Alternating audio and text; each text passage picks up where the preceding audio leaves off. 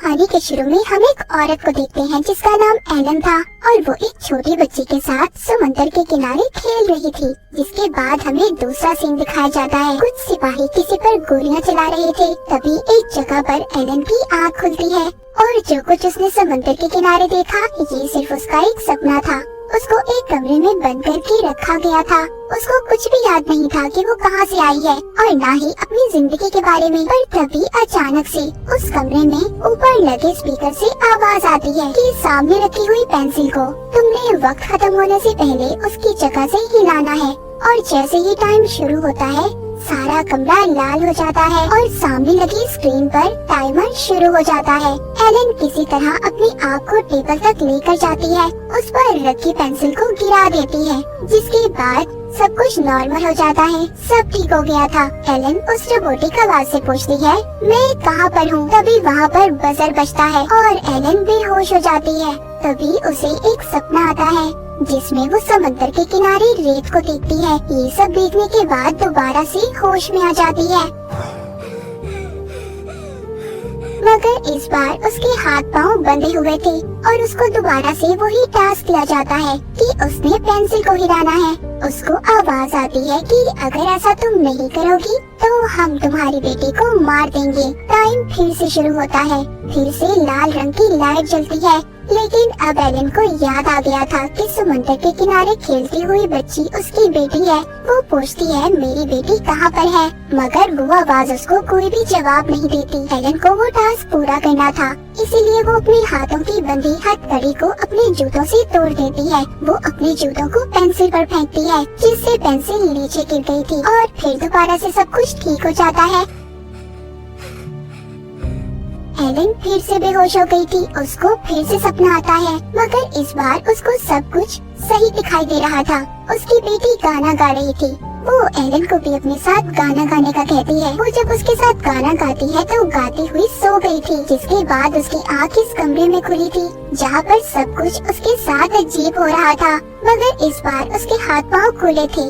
वो इस कमरे में दरवाजा ढूंढ रही थी, पर यहाँ पर तो ना कोई खिड़की और ना ही कोई दरवाजा था। टेबल पर खाना भी रखा हुआ था जो काफी अजीब था। एलन वो खाना खा लेती है। वो जब प्लेट में अपना अक्स देखती है तो उसको ये सब कुछ काफी अजीब लग रहा था। वो उस आवाज से पूछती है क्या किया है तुमने मेरे साथ और यहाँ पर क्यों रखा है मुझे, मगर उसको कोई जवाब नहीं आता। एलन रोने लगती है और फिर रोते हुए सो जाती है। उसको दोबारा से वही समुद्र के किनारे का सपना आता है, लेकिन वो जल्द ही जाग जाती है। उसे फिर से वही आवाज आती है और उसे कहा जाता है कि तुमने दोबारा से पेंसिल को हिलाना है। अगर इस बार तुमने पेंसिल को ना हिलाया तो तुम्हारी बेटी को हम मार देंगे। जिस पर एलन चिल्लाती है और कहती है अगर वाकई तुम्हारे पास मेरी बेटी है तो मुझे इस बात का सबूत दो, मुझे उसकी आवाज सुननी है। तभी वो उसको उसकी बेटी की आवाज सुनवाते हैं, जिसके बाद टाइमर चल पड़ता है। लेकिन इस बार एलन के सामने कांच की दीवार थी। वो इस दीवार को तोड़ने की बहुत कोशिश करती है, पर वो नहीं तोड़ पाती। अब उसको गुस्सा आ रहा था। वो गुस्से से चिल्लाती है और पेंसिल को हिलने का कहती है। पेंसिल भी हिलकर खुद ब खुद नीचे गिर गई थी, जिसके बाद वो दोबारा से बेहोश हो जाती है और फिर से वो सपने में अपनी बेटी को देखती है जिसके साथ बैठी वो रेत का घर बना रही थी। लेकिन इस बार उसके सर में चोट लगी हुई थी और उसको पीछे से एक आदमी की आवाज भी आती है जो उसका नाम पुकार रहा था। दोबारा से एलन को जब होश आता है तो उसकी आँख उसी कमरे में खुलती है। इस बार उसको कुर्सी पर बांधा हुआ था और उसके सामने एक आदमी भी था।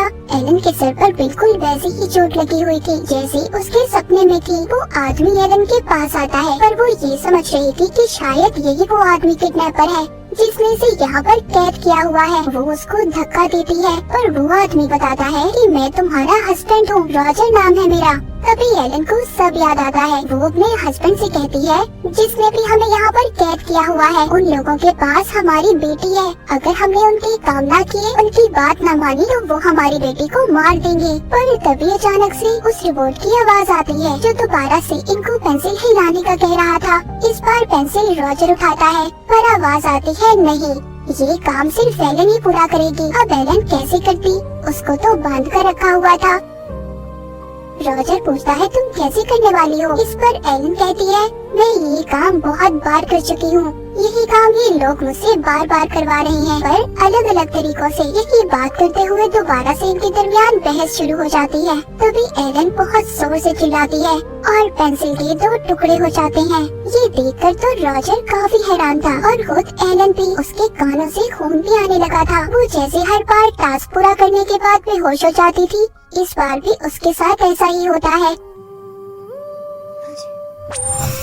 वो अपने सपनों में इस बार अपने हस्बैंड रॉजर को देखती है, जो गुस्से से उसकी तरफ देख रहा था। जिसके बाद दोबारा से उसकी आँख खुलती है। इस बार कमरे में उसके और रॉजर दोनों के लिए खाना रखा हुआ था। रॉजर उससे कहता है मुझे लगता है एलन तुम्हारे पास कोई खास शक्ति है, कोई खास ताकत है। तुम्हें याद है जब तुम मुझसे गुस्सा होती थी, लड़ती थी, तो तुम्हारे चीखने से घर की चीजें टूट जाती थी। तुम्हारे अंदर जरूर कोई खास बात है। जिसके बाद रॉजर उसको पीने के लिए पानी देता है और फिर वो जमीन पर ही लेट जाती है। रॉजर उससे पूछता है क्या तुम्हें कुछ याद है, मगर वो कुछ भी नहीं बताती। जब वो उसके लिए खाना लाता है तो एलन उस पर चिल्लाती है। उसके हाथ से खाना दूर जाकर गिरता है। रॉजर भी काफी हैरान था। तभी दोबारा से उसकी आंख लग जाती है और वो सपने में देखती है जिसमें उसकी बेटी उससे कह रही थी आप बार बार कहाँ पर जाती हैं? वो अपनी बेटी से कहती है मैं अब कहीं नहीं जाऊंगी, तुम्हारे साथ ही रहूंगी। पर इस बार उसकी बेटी गायब हो जाती है। वो उसको आवाज लगाती है, बुला रही थी, पर वो उसे कहीं नहीं मिलती। जैसे ही उसे होश आता है, इस बार उसको कमरे में कुर्सी से बांधा हुआ था जो जमीन से जुड़ी हुई थी। यहीं पर रॉजर एलन के सर में लगी हुई चोट को देखता है, जिसे देखकर उसे पता चलता है कि उसके सर में कोई चीज लगी हुई है। तभी आवाज आती है। इस बार उसको नया टास्क दिया जाता है जिसमें उसने टेबल पर रखी हुई बॉल को बाल्टी के अंदर डालना था, पर टेबल भी जमीन से जुड़ा हुआ था। रॉजर कहता है देखो तुम्हारे पास ताकत है, उसका इस्तेमाल करो और टेबल को तुम जमीन से अलग कर सकती हो। एलन अपना पूरा ध्यान लगाती है। वो टेबल को जमीन से अलग कर देती है।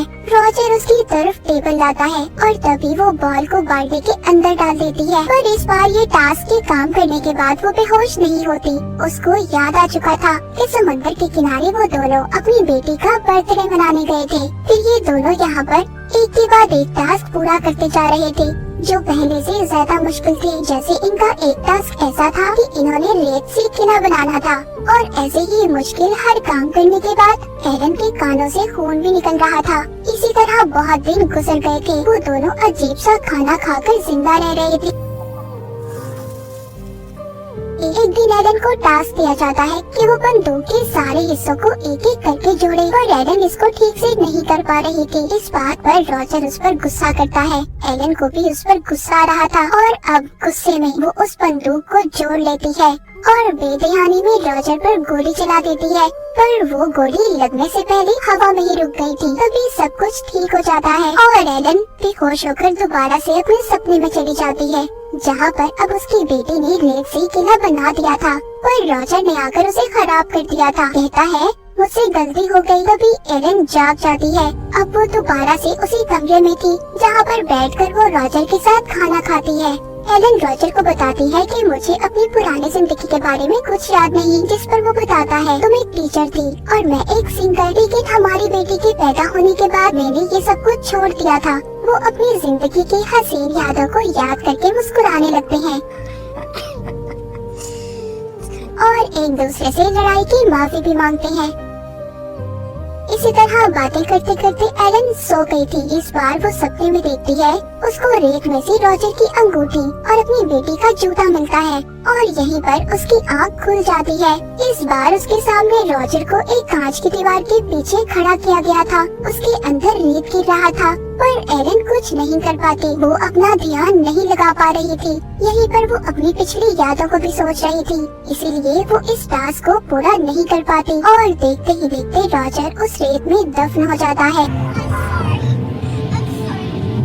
जिसके बाद आवाज आती है तुमने अपना टास्क पूरा नहीं किया। एलन को बहुत गुस्सा आ रहा था और गुस्से में वो तेज आवाज से उस स्पीकर को भी तोड़ देती है जिससे आवाज आ रही थी। तभी उधर एक दरवाजा खुलता है जिसमें से 3 सिपाही आते हैं, लेकिन एलन अपनी ताकतों से उन्हें भी मार देती है। फिर यहाँ से बाहर आती है। वो देखती है उसने 298 टास्क पूरे किए थे। तभी वहाँ पर और भी बहुत से सिपाही आते हैं, मगर इस बार एलन अपनी ताकतों को सही से इस्तेमाल करना सीख गई थी। वो उन सभी को मार देती है।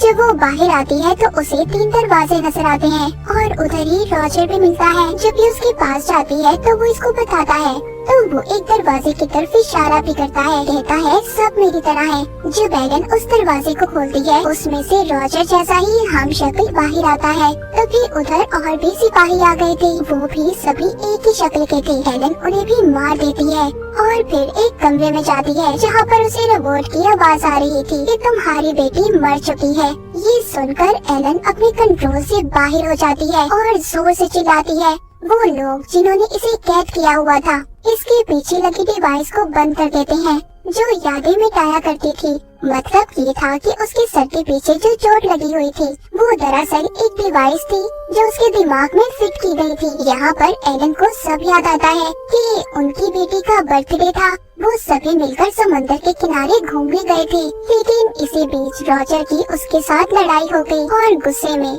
रॉजर ने उस पर हाथ उठाया था, जिस वजह से वो गुस्से से चिल्लाई और उसके इतने जोर से चिल्लाने की वजह से रॉजर और उसकी बेटी की मौत हो गई। अपनी फैमिली की मौत की वजह वो खुद थी। दरअसल एलन के पास खास ताकतें थी। वो आवाज इसको ये भी बताती है कि जितने भी टास्क तुमने किए सभी तुम्हारी ताकतों का टेस्ट था। तुम्हारे सामने एक दरवाजा है जहाँ पर जाने के बाद तुम सब कुछ भूल जाओगी। पर एलन कहती है नहीं, मैं अपने हस्बैंड और बेटे की यादों में रहना चाहती हूँ। मैं ये सारे टास्क फिर से करूँगी। फिर एलन को वही सपने आते हैं और फिर से उसकी आँख उसी कमरे में खुलती है, पर पहले का उसे कुछ भी याद नहीं था। फिर से उसे पेंसिल हिलाने का टास्क दिया जाता है। मूवी के आखिर में हमें बताया जाता है कि एलन यहाँ पर क्यों थी और ये आवाज किसकी थी। ये जगह एक खुफिया ऑर्गेनाइजेशन थी। इनको तब पता चला जब एलन ने अपनी ताकतों से अपनी फैमिली को मार दिया, जिसके बाद ये लोग इसको यहाँ पर ले आए ताकि यहाँ पर रहकर ये अपनी ताकतों को कंट्रोल कर पाए, ताकि आगे की जिंदगी में इसकी वजह से कोई नुकसान भी ना हो, इसके आसपास के लोगों को कोई तकलीफ ना हो।